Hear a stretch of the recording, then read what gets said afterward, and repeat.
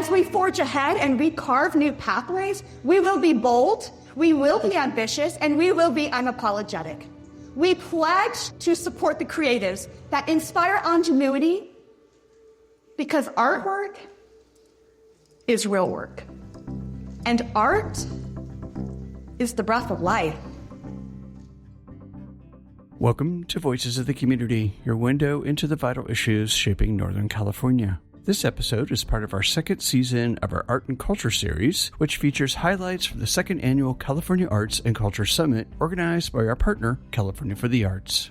Join us for an inspiring panel discussion featuring leaders shaping the arts and culture landscape. Explore policy wins, statewide initiatives, and local legislative triumphs with Jennifer Laine, Megan Morgan, Cheryl Laine, Ann Bowen Crawford, Andrea Hansen, Felicia Shaw, Jonathon Glus, and Lilia Gonzalez Chavez. Stay tuned and be inspired by their powerful work. We have one more panel, and I'm really excited for this. It's a PechaKucha-style panel, and our moderator will explain it a little bit more. This is when policy wins, updates, and visions for the future. Our moderator is our California Arts Advocates Board President and Executive Director of the San Benito County Arts Council, Jennifer Laine. Good afternoon. Good afternoon, everyone. We almost made it. Give yourselves a little pat on the back. This is the final session, of today. Welcome. We are using this last session here to conclude the day with policy wins, updates, and visions for the future. So as Nefesha said, I'm Jennifer Laine, Executive Director of the San Benito County Arts Council. We're a local arts agency based in Hollister, California. And then I'm very happy to have served on the board of Californians for the Arts for about 6 years. And I'm currently board president of California Arts Advocates, which is our lobbying side organization to CFTA. So this afternoon, I'm really honored to welcome 7 incredible arts leaders who will be exploring recent policy updates in the arts sector and sharing key insights into statewide initiatives. This presentation will happen very quickly. We're doing a PechaKucha-style delivery, and you might be asking yourselves, what is that? I had a really unsavory joke planned and was told, don't say that, but it kind of wordplay with PechaKucha. So this presentation, it's 20 slides with 20 seconds each. So it forces the presenters to be very concise, very quick with their content, and it keeps everything flowing. So you should be very invigorated, energized, and it's a great way to conclude today's summit. So with that, I would like to introduce our first speakers. We have Jonathon Glus, who's Director of the Arts and Culture Office for the City of San Diego, and Felicia Shaw, Executive Director of the San Diego Arts Matters. Hi, everybody. Hi, everybody. Okay, so we're here representing the Far South. So I'm Felicia Shaw. I'm wearing 3 hats today as Executive Director of San Diego Art Matters, formerly the San Diego Regional Arts and Culture Coalition. I'm on the board of California Arts Advocates, and also a commissioner for the newly formed San Diego County Arts and Culture Commission.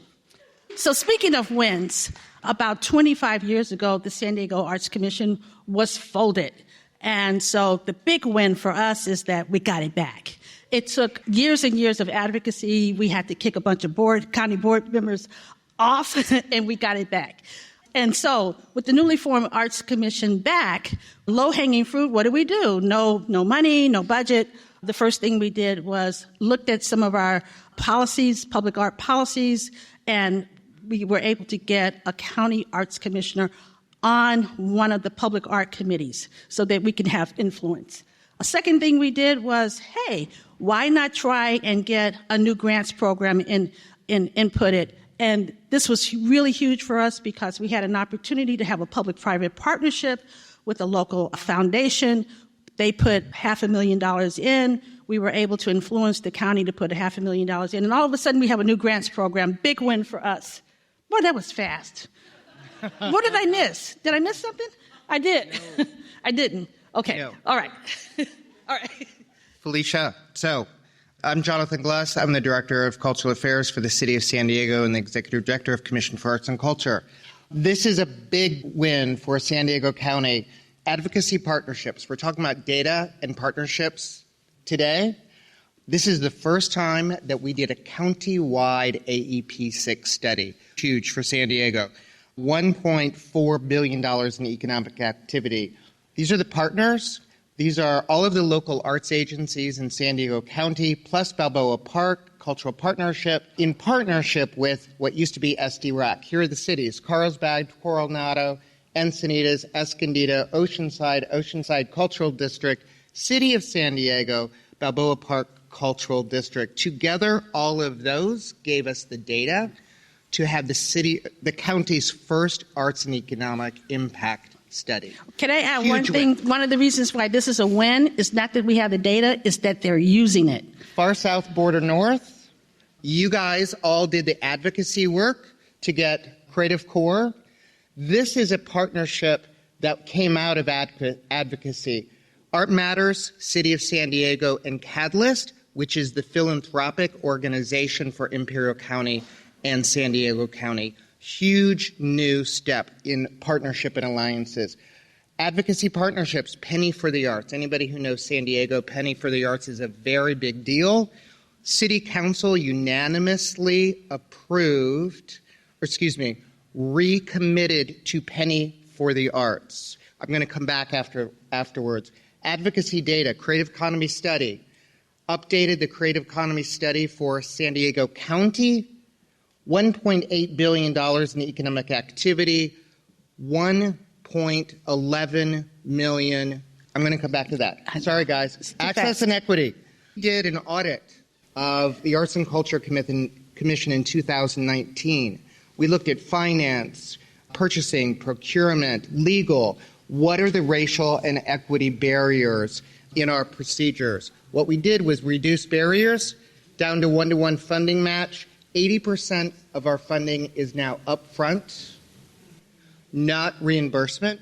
Reduced insurance requirements, 2-year nonprofit status. Impact. We now have an impact grants program. What that means is we directly fund organizations in our promise zone and communities of concern. State law doesn't allow us to invest in BIPOC organizations. What we can do is invest in those neighborhoods where the BIPOC organizations are doing the work for those communities. City artist category. We now have an individual artist category. That's huge. It's in city ordinance, which means it can't be taken away unless it goes to city council. It is not funded yet. So we have to do the advocacy work, but it's huge that the City of San Diego has an individual artist grants program now. Black Arts District, we established it 18 months ago in our historic African-American neighborhood Diamond District in Southeast San Diego. Hugely important for that community.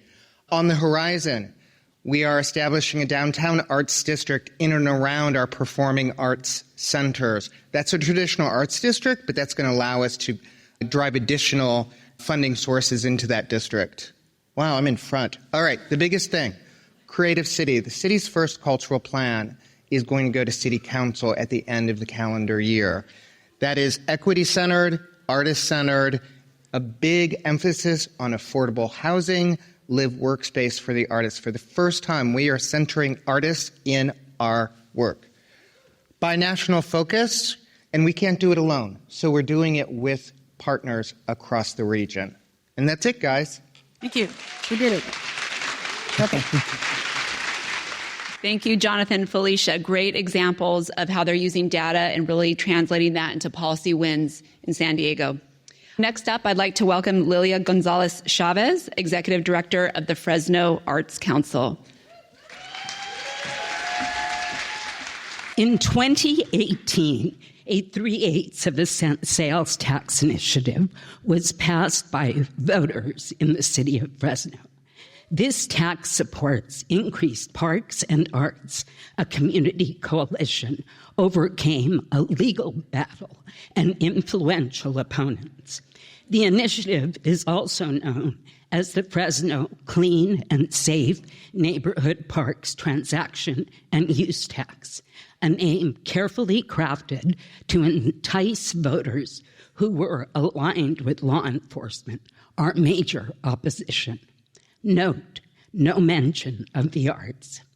88% of the overall funding is dedicated to parks for acquisition of property, for new parks, maintenance, sports, and arts activities, park rangers, capital expenditures for facilities in parks, and so much more.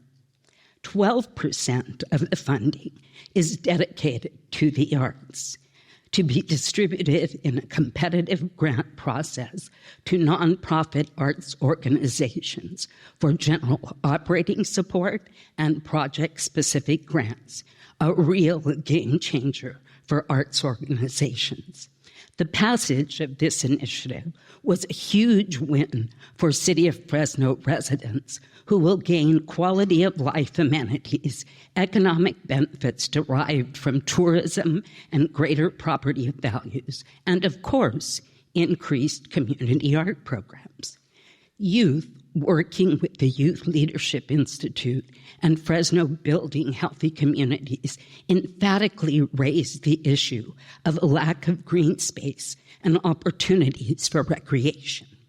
Youth had been actively involved in creating the City Parks Master Plan and wanted to see it implemented, but with no funding from the city, how would these new green spaces be paid for?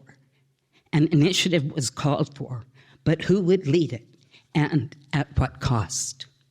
Tree Fresno picked up the mantle and began gathering support and strategizing to develop a campaign.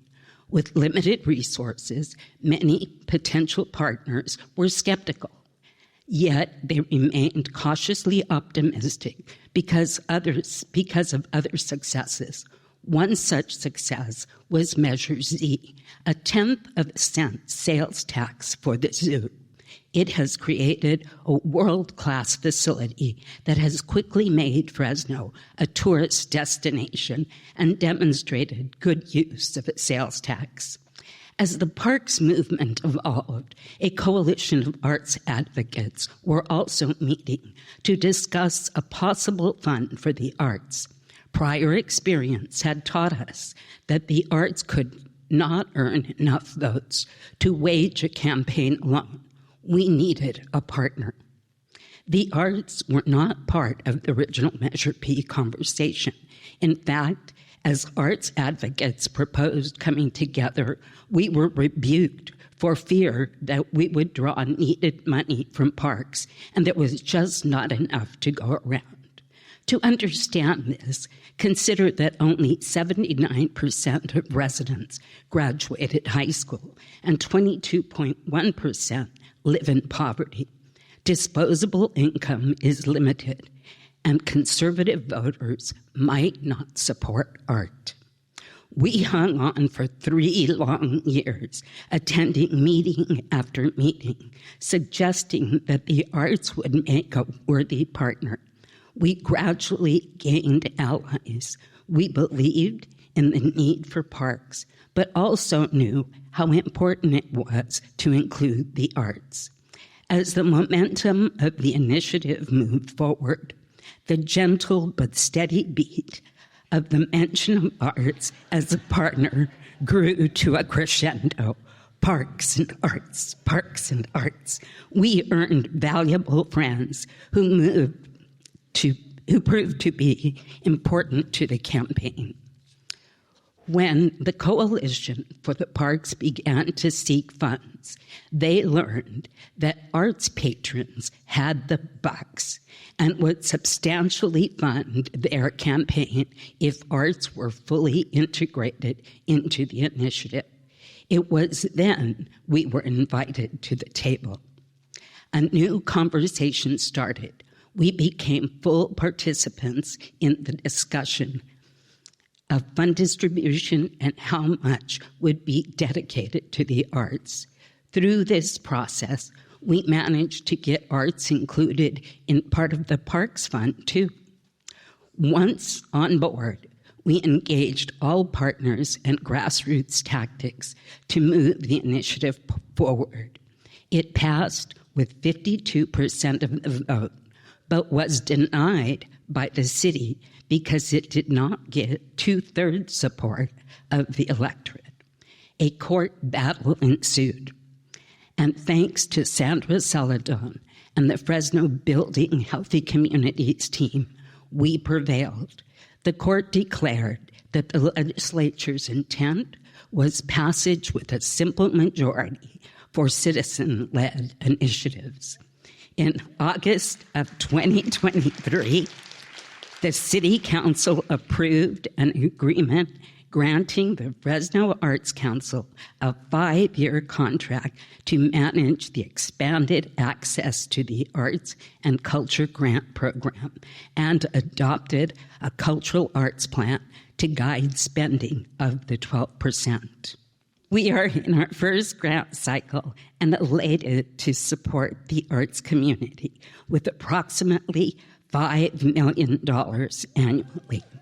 Oh, did I mention this is a 30-year initiative? Thank you, Lilia. What an incredible story emerging out of Fresno, one part of the state that is, consistently, historically underfunded. So kudos to you, Lilia. Incredible work. Staying in the Central Valley, I'm really pleased to welcome Andrea Hansen, Executive Director of the Kern Dance Alliance and Program Director of the KDA Creative Corps.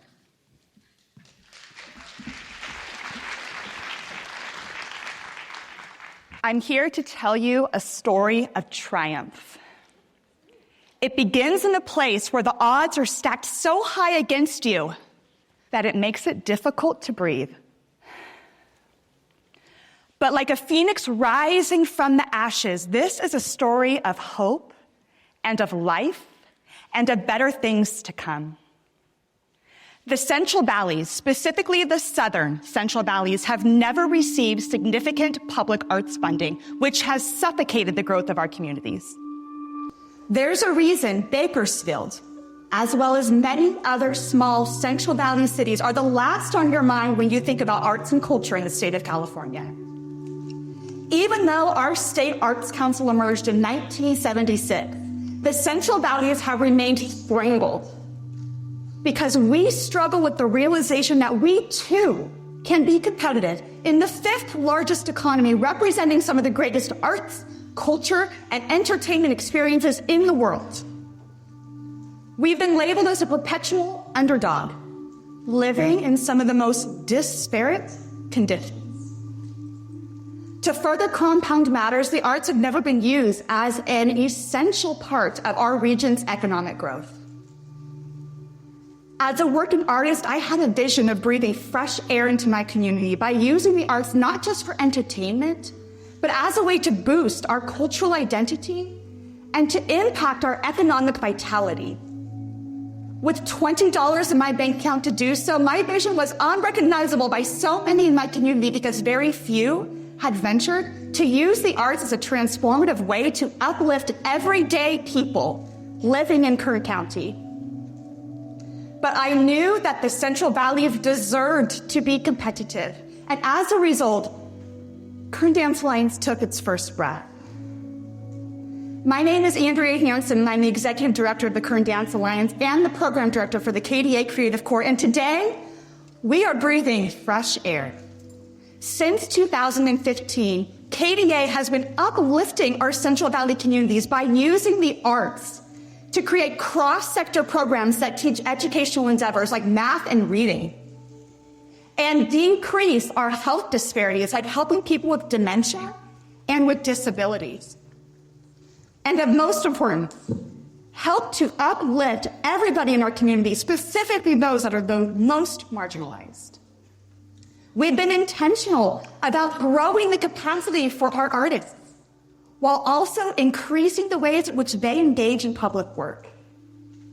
Because of our commitment and dedication to advancing the arts in our region, the California Arts Council took notice, and they recognized our capacity to do more. As a result, we were awarded a historic and unprecedented opportunity to implement a program that was meant to grow the arts in the Central Valley. In August of 2022, KDN was awarded $4.2 million to implement the inaugural California Creative Corps program, a program that is focused on creating arts jobs while also improving the quality of life for people living in the lowest quartile of the California Healthy Places Index.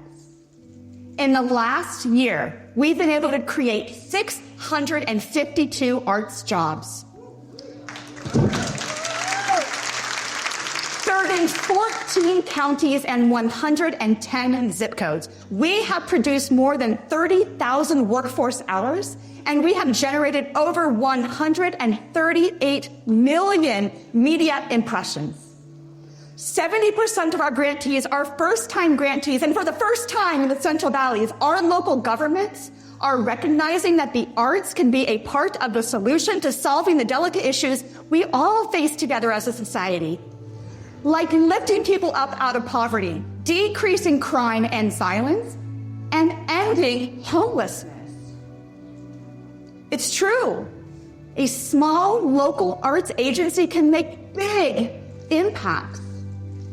As we stand on the precipice of a new era in the Central Valleys, we are breathing fresh air, but we will not forget the journey that brought us here.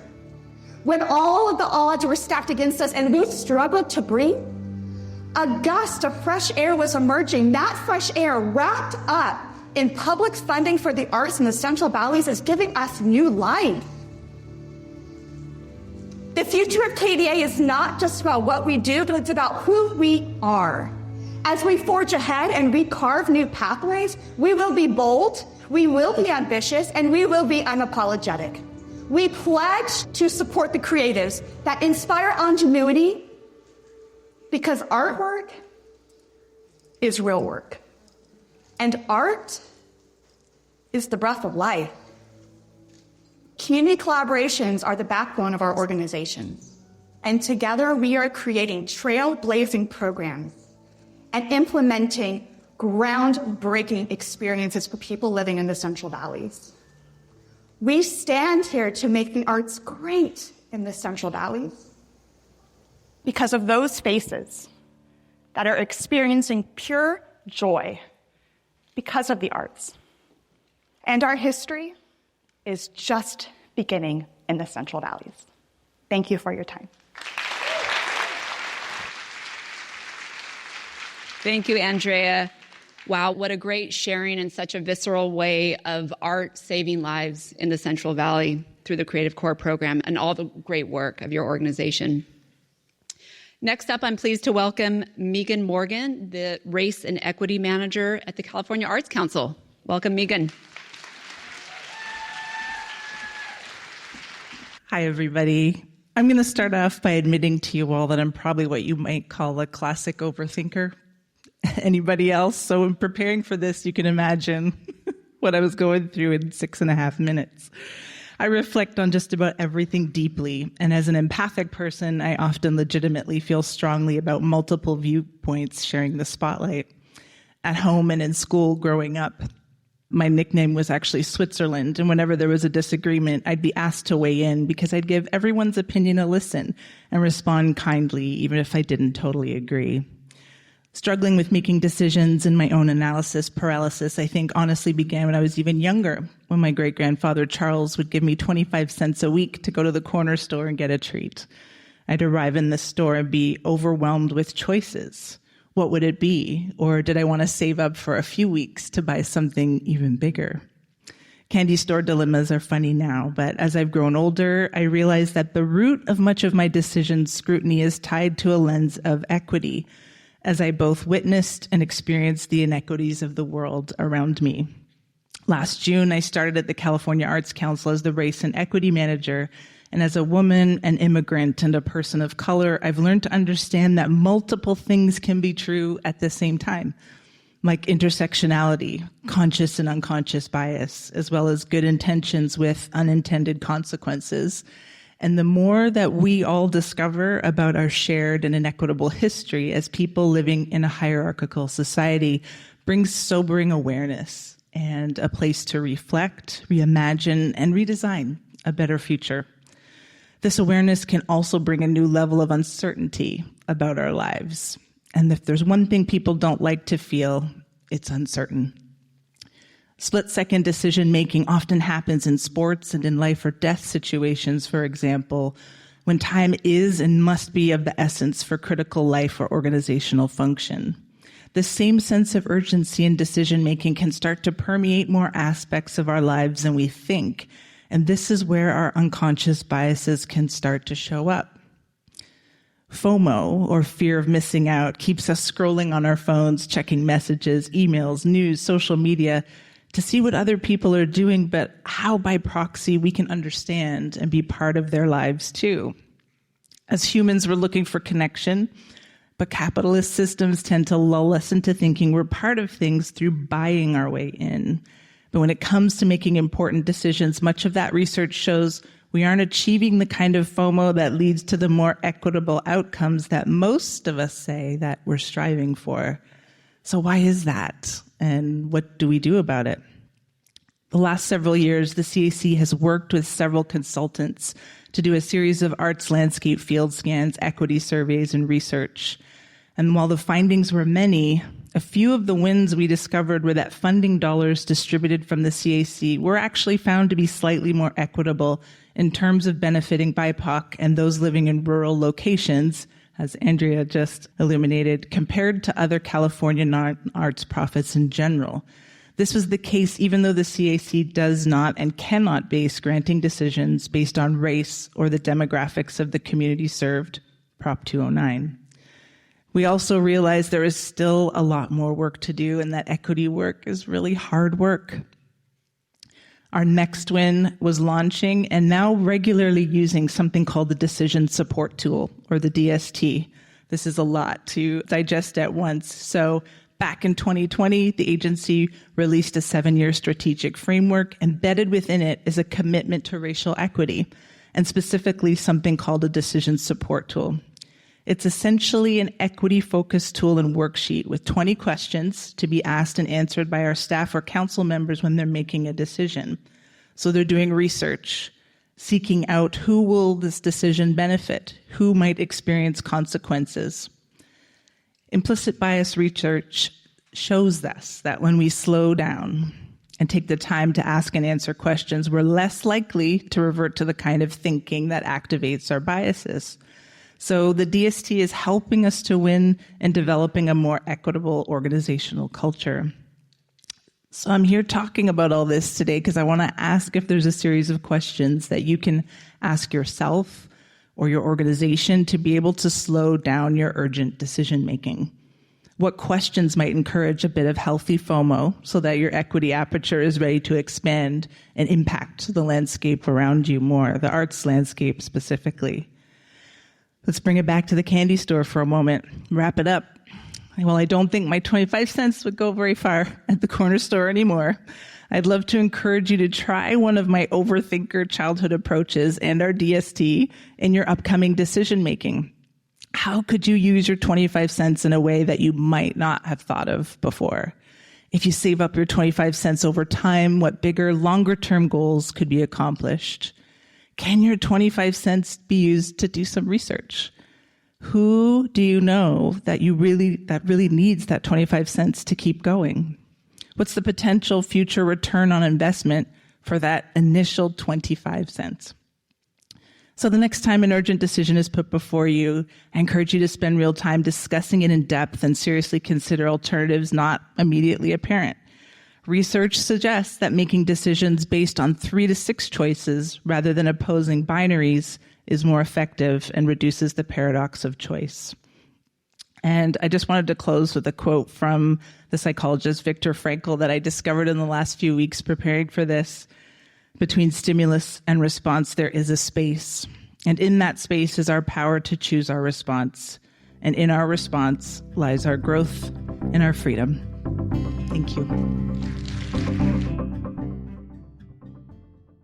Thank you for joining us for this engaging panel discussion, Policy Wins, Updates, and Visions for the Future. This program is brought to you with support from these wonderful sponsors, along with viewers and listeners just like you who make community conversations like this possible.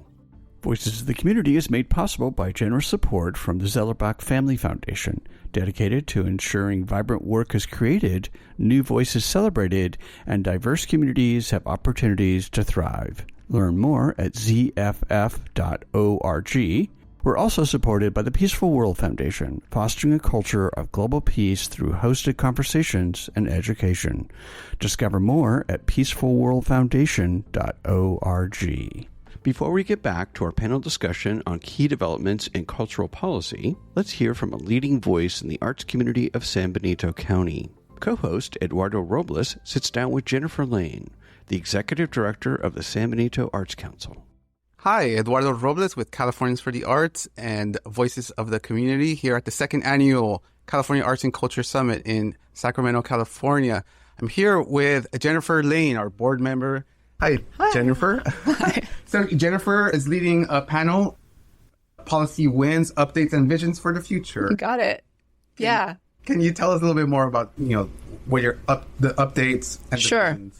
Sure. So this panel is the last session of the day, and really it's just going to summarize all the good work and discussions we've been having all day long. It's a great way to conclude today, the summit, and really inspire everybody and get them ready for tomorrow, which is Arts Advocacy Day at the Capitol, where all of our super awesome and incredible arts advocates will be meeting with their state elected officials and talking about really important policy wins, policy things on the horizon in terms of funding and legislation that we really want to push forward to support our creative sector in California. So our session today really, it's been a long day. We've taken a lot in. So it's a really fast-moving PechaKucha-style presentation, which will be these quick presentations on various policy wins throughout the state, happening both at the local level. We're featuring Measure P in Fresno, and also statewide initiatives such as the California Creative Corps program and Arts in California Parks. So again, it's a great way to close out the day. We're going to hit the grassroots level, we're going to hit the high level, and really inspire people on how they can get more involved in government to really advocate and push these policies forward that are favorable to our sector. Wonderful. Do you want to talk a little bit more about, what are some of these wins, or, speak a little bit more on the work that you're advancing? Sure. So one I can speak really in more detail about is the California Creative Corps program, in part because it's one that I'm closely involved in on the Central Coast. So this was one-time funding kind of coming out of COVID, relief funding to really put artists in service, working closely with government agencies and community-based organizations to address really nutty community challenges around public health, civic engagement, social justice, and climate impact. So one of the panelists this afternoon will be from the Kern Dance Alliance that is working on a Creative Corps program there. I want to say there's around 14 to 20 Creative Corps programs happening throughout the state, but we're really towards the end of this program. It was a policy win because we were able to get arts funding out into the field and then really try to pilot these examples of artists working closely inside government and community-based organizations. So how are artists great second responders? How are they trusted messengers in their community? How can they help address all of these challenges at the local level? Where we're at is, this funding's set to expire. We'll be gathering all this data here on the Central Coast. We'll be producing a case study on the work that we've been doing because we want to continue to advocate for this funding. We know that the state is facing a major budget crisis that probably lasts longer than a year, unfortunately. But once we're in a bit of a better situation, we want to make sure that the state reinvests in these programs. So reinvest in the Creative Corps, reinvest in cultural districts, and in creative youth development. Creative youth development, of course, supports that pipeline of young artists and creatives so that we continue to build California's future creative workforce. Thank you so much. So what are your visions for the future? I mean, we saw, some of those wins and, Creative Corps about to expire. How are we kind of like mobilizing, to prove, the value of art workers to invest more? Are there emerging opportunities? How do we tap into those opportunities? Yeah, I mean, I think despite the challenges and the funding ups and downs that we all deal with, we're gradually making change. We just have to keep, advocating, keep fighting. Every day we're taking a step forward in the right direction. What I would like to see, and I think this is something that we've really learned from the Creative Corps, is, wow, an artist with a full-time salary and benefits. It's magic, and the thing is, it shouldn't be magic. Artists are entitled, just like every other worker, to a livable, predictable, sustainable wage with healthcare benefits, with retirement, so they can live and thrive in California. That's what I would like to see, and I think everybody here wants to see that. Moreover, we want to see it in the schools. We want to see it in public spaces and in our communities. These are, things that we value. We value beauty. We value connection and belonging, and this is what we can do as artists. In your experience with the Creative Corps, what has been a very productive relationship with a department, or where do you see, I guess, again, these opportunities for building for the future? Who is more dialed in than another department? Yeah.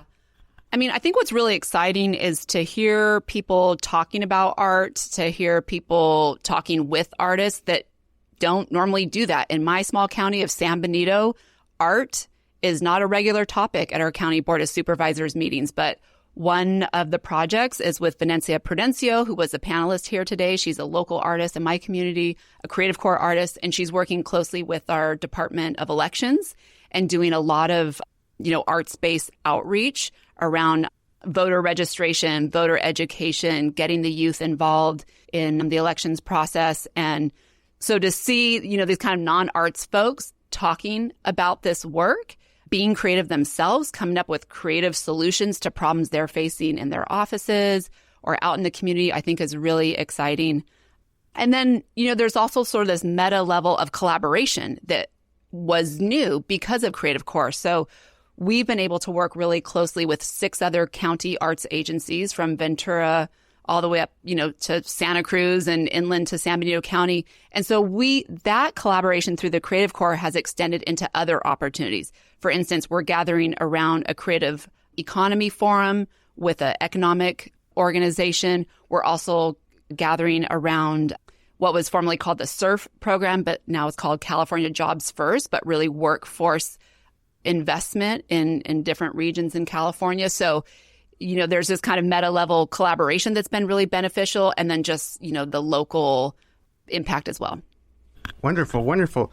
I think I was also thinking of what's this creative Bill of Rights, or, where is the sector, what's the big thing, the game changer for California in terms of art workers, creative workers?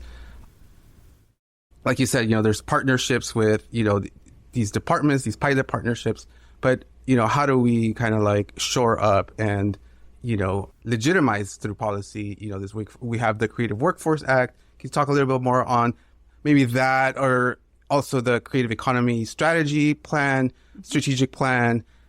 It seems like we're really moving into, the future. Yeah. It's so funny because this word, the future, is coming up a lot all of a sudden. And one really interesting part of that is the state, another policy win was this approval of $1 million to go to the California Arts Council to convene a creative economy work group to develop a strategic plan for California's creative industries. The Institute for the Future has been contracted to lead this strategic planning process. And so, this meshing of futurist thinking and planning for the future of our creative workforce is happening right now. And so I think, we talk a lot about the work that we're doing now at the ground level, but really what signals are we hearing, are we seeing that's going to drive this vision for the future? Where are we moving with AI, with technology, with education, with climate? Housing's a huge issue. And so I think we absolutely have to kind of put ourselves in that mindset of, yes, we have our challenges now, but where are we headed, and how can we really proactively steer that vision in a productive way that will benefit all artists? Thank you so much, Jennifer, for taking the time to talk. And delighted for your panel. Yeah. Yeah. Thank you. Yeah. Okay. Welcome back to where art meets impact in our panel discussion, policy wins, updates, and visions for the future. Before the break, we explored groundbreaking policy updates and celebrated statewide and local legislative victories in the arts sector. Now, let's rejoin our panelists as they continue to share their visionary ideas and impactful strategies shaping the future of arts, culture, and creativity. Thank you, Megan. That was some great insight into how the CAC is slowing down and using its own tools and feedback systems to question its own policies and the decisions they're putting forth to really advance equity across the state. Next up, I'd like to welcome Ann Bound-Crawford, artist, designer, and consultant at ABC Etc. Design Consultancy. Lots of familiar faces out there. So, I'm Ann Bound-Crawford. I am a consultant for state parks and local parks for a program, an amazing program that involves, and parks is a theme, it seems like today. And I'm going to talk to you about a true cross-sector policy win and partnership, and really defines cross-sector collective impact. And that's this program.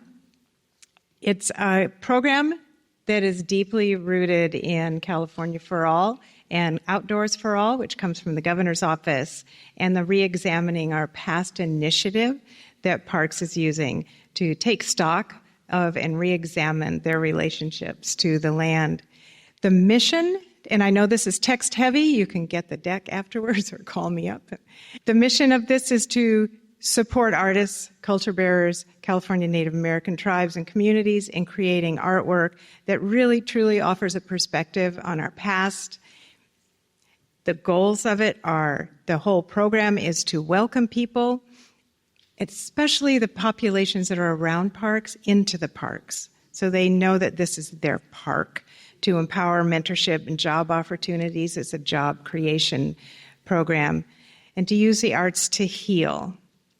The main partners in this, of course, California State Parks, the state agency, Parks California, who works closely with local parks and state parks, and California Arts Council. We have an advisory committee, and I'm slow, of about 15 members. This is a brief overview, a graphic of the timeline. It's funding $25 million that will last until 2027 when we do the evaluation. You can see that round 1 for state parks went out and round 2 for local parks that launched last Friday, so keep track of that. There's an artist directory in the program for any artist in the state of California who wants to work with parks. And that directory will be searchable with park staff as well as the general public. So sign up if you're an artist. And this is a brief overview of the categories that we currently have for both state and local parks that artists can work within. There are also multi-park categories. These are for specific categories. And then there will be multi-park projects that will run throughout the state. Poetry in the Parks, starting this weekend in Santa Barbara. Join me there. We talked a lot about touring and bringing it back. State Parks is bringing it back. The state parks role is in this program to raise the awareness and build capacity in the park staff to help them realize the importance of bringing art into the parks and the importance of creating partnerships and create sustainability in the communities around them. You can see here there are 280 parks in the state. They're broken up into 21 districts. Pilot projects are happening now. You can go to the website to see what you can visit and see what's happening. There are parks that already started. So if you live in the LA area, you might have seen the Procession, that project that started. So round 2 for state parks is starting to launch now. Park staff, inspired by what is happening now and wanting to test out new projects, they're pitching their projects to state parks internal review panel right now. That'll happen at the selection process. That'll happen through May. The selection process takes place in June.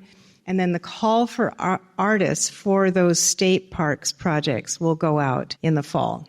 The local parks program is meant to fill in those gaps between state parks in local parks and create jobs, build and strengthen partnerships, not just with artists and park staff, but with whole communities, arts organizations, and create a multi-grant program that will create rich community connections. That's how you create sustainability for any program, if you build those connections.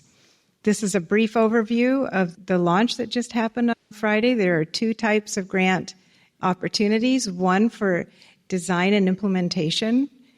We're giving people time to think about what could be done and to gather their partnerships together. And then the implementation grants of actually bringing something to fruition. The program itself already has some pretty rich resources available on the website, an online resource hub, the templates, the artist directory, of course. I'm going to keep saying that because I want people to register. There's evaluation and reporting that will be happening from now forward. This is a QR code. If you scan that, you can sign up for the webinar tomorrow morning for how to apply for, go get the money. I used to do this when I'd go around the state and say, go get our money. So you can scan the code and sign up for the webinar. You can join the mailing list. You can sign up for the artist directory. Ultimately, we want everyone to feel like their parks are where they live, and they can see themselves reflected in that. It takes work, and it takes all of us to make that happen. So this is a cross-sector collective impact that is funded and wonderful, and I want you all to go get the money. Thank you. Thank you, Anne. Yeah, the Arts and Parks, California Parks program is a $25 million policy win. And I really encourage you, as soon as you get home, reach out to your local parks people. It's another great opportunity at these cross-sector partnerships that really benefit artists and the broader community. Finally, as our last presenter, I'd like to welcome Jennifer Laine, founding executive director of Atrium 916. 916. Hi, I'm Shira, founding. Thank you. So I'm kind of nervous today. I don't know why, but I am. When I started this, I never imagined that I would start a nonprofit. And definitely when I started, I had no idea what advocacy was. I thought it was a politicky word that meant lots of talking, not a lot of walking. So the Atrium is the intersection between an arts organization, an economic development organization, and an environmental organization. Where those collide, that's where the Atrium exists. We're all about being omni-considerate. That means taking into consideration everything, and we serve about 850 creatives in the region. We didn't start that way. We started as Upcycle Pop, a market for upcycled and repurposed items. It was interactive. You could watch artists make stuff. You could hear live music. You could immerse yourself into art installations that educated on sustainability. We started doing those, and the artists, and it was in an abandoned building, and the artists wanted more, and we did another one, and they got better and better, until the artists were like, hey, we really like this building. Let's turn this into a co-working space. And I was like, no, I'm a documentary filmmaker. I'm busy. I can't do that. But then the landlord said, hey, I really like what you're doing. Why don't you turn this into a co-working space? Okay. So then we did, but I said, we're only going to do it if we're doing it zero waste.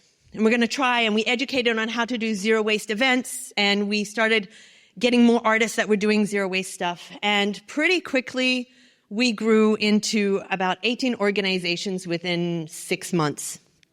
We had artist studios, dance studios, labs that were making beer that was more sustainable. We had all kinds of things going on there, drone races. And we called it the Atrium because we had a big building, and it had a huge atrium with trees in the middle of it. But also the atrium is the upper chamber of your heart that accepts all the blood. And we hope that as people walk through the atrium, they would come and they would be more inspired with more oxygen and ready to do more for the community and the environment. As we grew, we realized we needed to get official, and we started doing creative economy meetings. And that was a way for us to really learn how can we better serve our community. These were awesome. They grew, and we realized they grew so much that it was great because we could connect artists with other artists. We could listen to what they needed. And it was great because we could invite city officials to come to these meetings in a completely different capacity. It wasn't a city meeting, it was us, and they were listening. But in 2019, the city approached me and said, hey, we don't have any money, and I didn't know what to do with it. And then Dennis Mangers and Allison Cagley, who's here today, mentored me and said, hey, okay, we're going to take your creative economy meetings, people, and we're going to mobilize them. And we advocated, and we were able to go from $0 to $1.9 million. Thank you. That was all of us. This is not just me. I'm just the voice right now. I'm going to get to this. So later on, Carts for the Arts. We realized that vape cartridges were being thrown away. They're being marketed as disposable. You can't dispose these vape cartridges. You throw them in the trash, they explode. Yeah. They're connected, so they've got lithium-ion batteries. So if you put it in e-waste, you can't put it in e-waste because it's got the cannabis oil on it. And you can't take it to the cannabis waste because it's got the lithium-ion battery on it. And so you really literally can only hold on to it. And this was a big problem. So we created... I'm going to get to all of you. We created an art exhibit that was made out of cartridges, and we created an arts panel that went with it. And that was a panel with like manufacturers, and that was a panel with policy advisory people. And we got together, and it got national news. But what was more important is after that exhibit finished, that group continued to meet. They became a working group, and eventually they were able to pass legislation that eliminated them being able to market that as disposable and force the marketer, the distributors, and the producers to change their design. So thank you. Art, we can make huge differences, and that's where I'm getting at. So COVID happened. We had to do our creative economy meetings online, and we were able to help hundreds of people. So artists could not get unemployment. They could not apply for the PPP. A lot of them were just lost. We had hundreds. And so we quickly got online and we brought in the city. It was great because then the city officials were able to actually hear from the local artists what was really going on, and they could hear from hundreds of artists.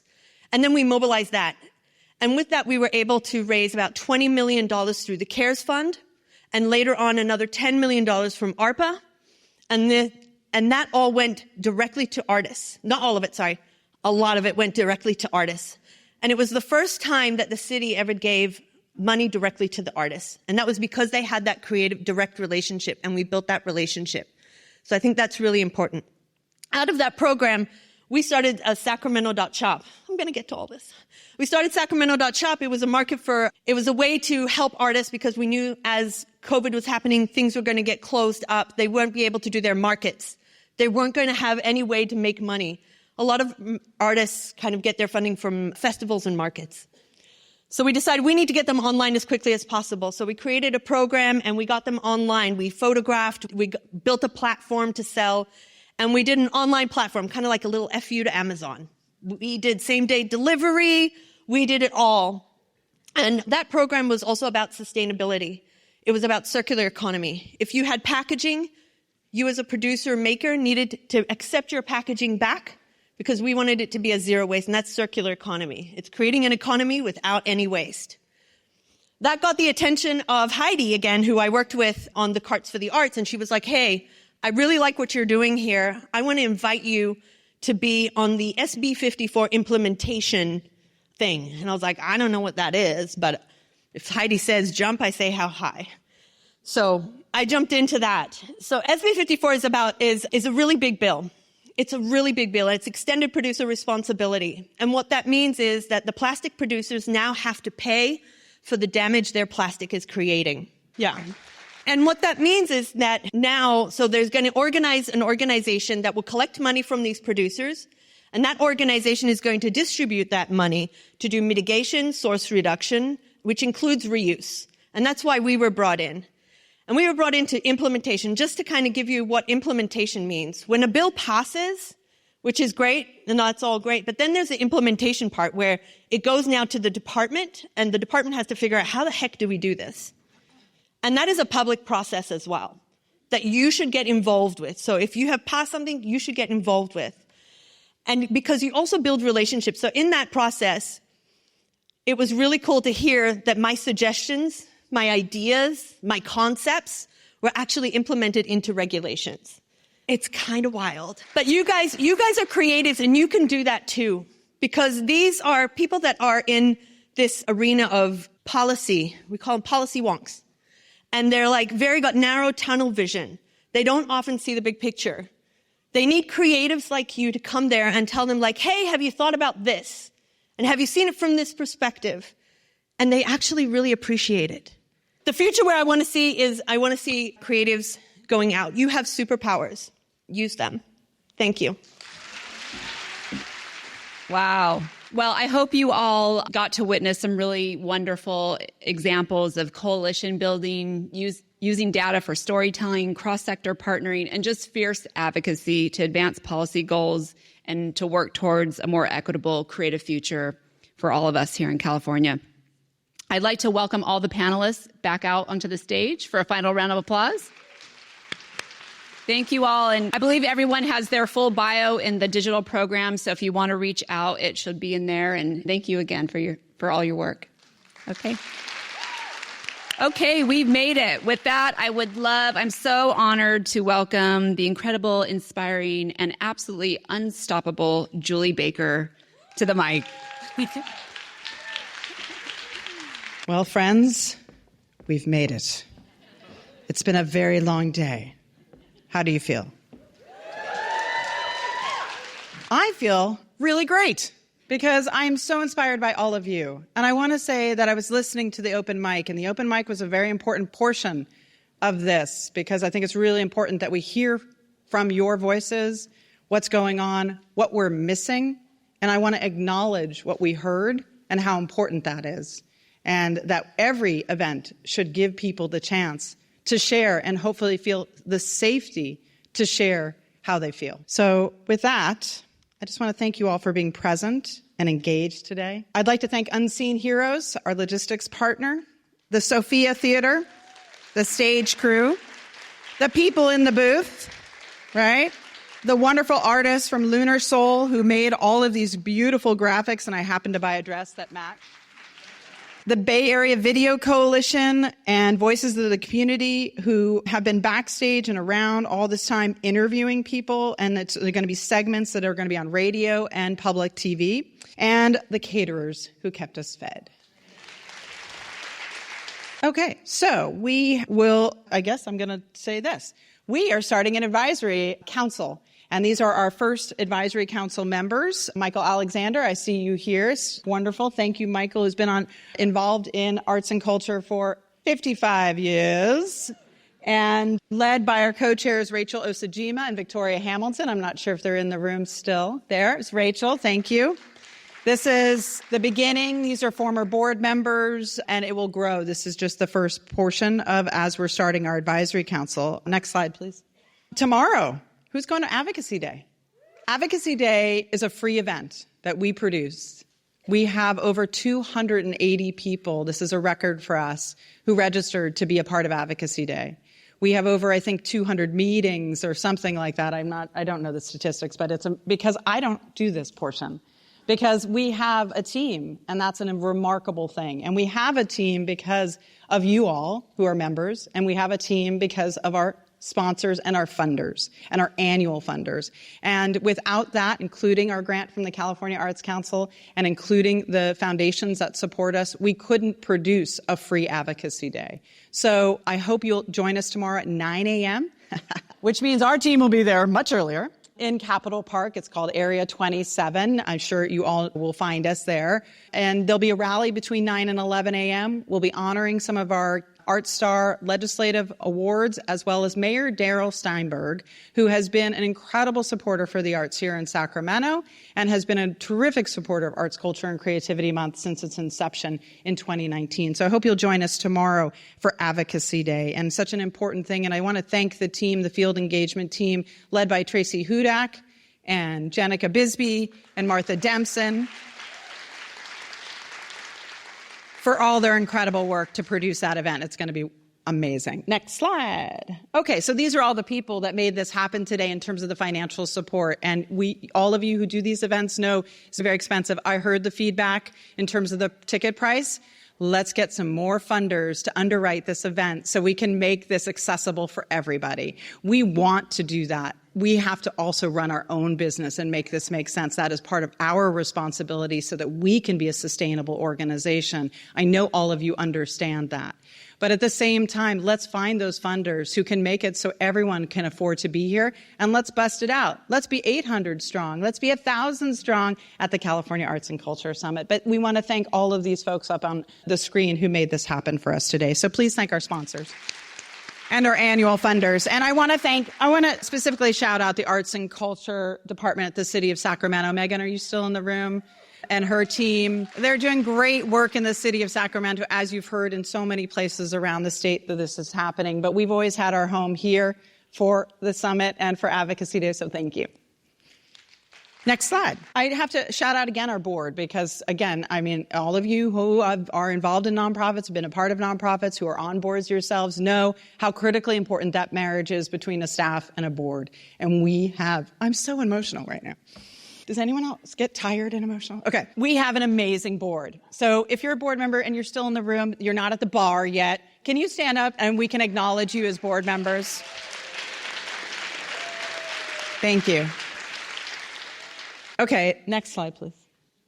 All right, so this is our team again, small but mighty. We're currently 9 people, and every one of them has put so much into making this happen today.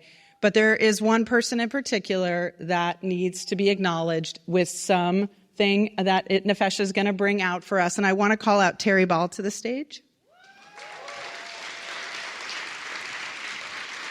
Oh, my God. So Terry has been the project manager for today. Yesterday, we also were hired to do the SLP convening.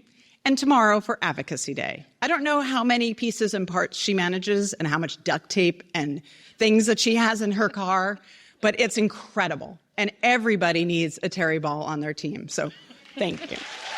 Thank you. We had to sneak those flowers in because Terry's in charge of the flowers. And I said, well, just put them, aside because Terry's also the person who will never think that they're for her. Right? And her incredible wife, Vicky, who is I think she's this equity or a USA lighting designer. She's a USA lighting designer, right? She's a high-level lighting designer. She's a professor of lighting as well. And we get her as part of the package deal. So Vicky, thank you. All right, so I would also ask that you do one more slide, please. So this is how we're going to grab you now. We're going to ask you, yes, the QR codes, which were brought back during COVID, right? We all forgot about QR codes, but they're back now, and everyone knows how to use them. This is the survey, and it's really important we get your feedback. We only do this because we want to serve our community, and we want to do it as best as possible, and that's really critical for us to hear from you and for us to listen and for us to keep our eyes wide open and to be humble and have humility in producing events like this.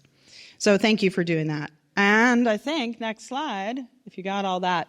All right, so all I'm going to tell you is this. You are all part of this. We cannot do any of this work without you. It would be really, really lonely and ineffective. And so you are all a part of this. You are a part of this movement to advance arts and culture, to center artists and cultural bearers, to make sure our communities are grounded in the transformative power in arts and culture and creativity. And you are all doing that on a daily. So I thank you so much for all the work that you do. Give yourselves a huge round of applause. And then I just would love to do a group photo, and I invite anyone, honestly, at this point to come up on the stage if they'd like. There are stairs on either side, and come take a photo with us. And then I invite you to go out there, drink, party. You can drink water, iced tea, or you can have beer from Sierra Nevada, our sponsors. You can have wine, and you can also have some mixed drinks that are also from our sponsor, Milestone Brands. And they just came on board recently. And also, we have vendors here today, upstairs, some artisans here from Sacramento, including an amazing bookstore, some visual artists, some jewelers. So we invite you to go upstairs. There's more food. There's the DJ Rock Bottom, and there are the cocktails and everything else. And that is all part of your admission ticket. So please, enjoy that, do it, and now join us up on the stage. And with that, we call the second annual Arts and Culture Summit a wrap. That's a wrap on our insightful panel discussion. A big thanks again to Jonathan, Felicia, Lila, Andrea, Megan, Anne, and Shira for sharing their valuable perspectives. Ready to dive deeper and make a difference? Head over to voicesofthecommunity.com and click on Where Art Meets Impact and check out episode 6 to learn more about each organization featured on our panel. While you're there, explore the other 5 episodes from Season 2 of Where Art Meets Impact and catch up on Season 1's 10 episodes we co-produce with Arts for a Better Bay Area. Support your local arts community by volunteering, donating, and speaking up at your local government agencies. Stay connected and informed by subscribing to our newsletter. And remember, artwork is real work. Let's champion policies that recognize and value the vital contributions of artists and cultural bearers. Thank you for joining us for Season 2 of our special Arts and Culture series, Where Art Meets Impact. Today's episode was made possible through our co-production partnership with California for the Arts at their second annual California Arts and Culture Summit. Special thanks to our technical crew, audio and video wizard Eric Estrada, and our production partner, Bayvac Media, and their team, Paula Argoni, Andy Konami, Javon Giles, and Clay Go. Thanks to Casey Nance from Citron Studios for the graphics magic. A special thanks to our broadcast partners who help share these important conversations. KSFP LP-FM in San Francisco, KPCA LP-FM in Petaluma, Petaluma Community Public Access TV, and Bayvac Media's SF Commons Public Access TV. Thank you for your commitment to amplifying diverse voices and perspectives. Please support these partners and our mission by tuning in and spreading the word. Voices of the Community is made possible by generous support from the Zellerbach Family Foundation, dedicated to ensuring vibrant work is created, new voices celebrated, and diverse communities have opportunities to thrive. Learn more at zff.org. We're also supported by the Peaceful World Foundation, fostering a culture of global peace through hosted conversations and education. Discover more at peacefulworldfoundation.org. And we'd love your support to continue to make shows just like this one. Go to georgecoster.com and click on the donate button. Take Voices of the Community with you on the go. Subscribe on Apple Podcasts, Spotify, or your favorite podcast app. Enjoying the show? Please rate and review us. It helps more people discover these important stories. Watch past and future episodes on YouTube by searching for Geo Coster. Have feedback or ideas? We'd love to hear from you. Email george@georgecoster.com. I'm George Coster from San Francisco. On behalf of our team, thank you for joining us. Until next time, remember, your voice matters.